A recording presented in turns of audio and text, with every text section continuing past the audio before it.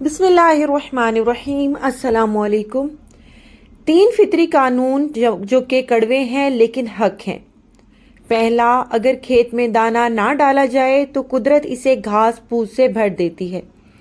इसी तरह अगर दिमाग को अच्छी फिक्रों से ना भरा जाए तो कज फिक्री इसे अपना मस्कन बना लेती है, यानी इसमें सिर्फ उल्टे सीधे ख्यालात आते हैं और वो शैतान का घर बन जाता है। दूसरा, जिसके पास जो कुछ होता है वो वही कुछ बांटता है।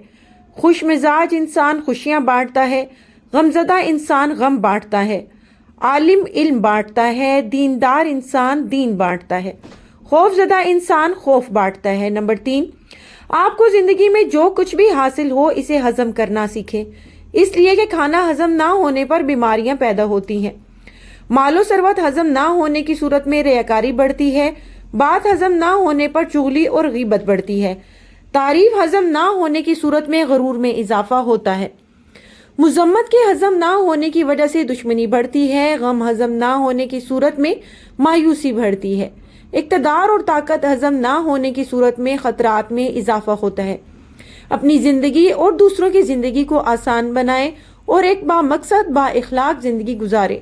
लोगों के लिए आसानियां पैदा करें, खुश रहें, खुशियां बांटें। जहां रहें खुश रहें, आबाद रहें। दुआओं में याद रखिएगा।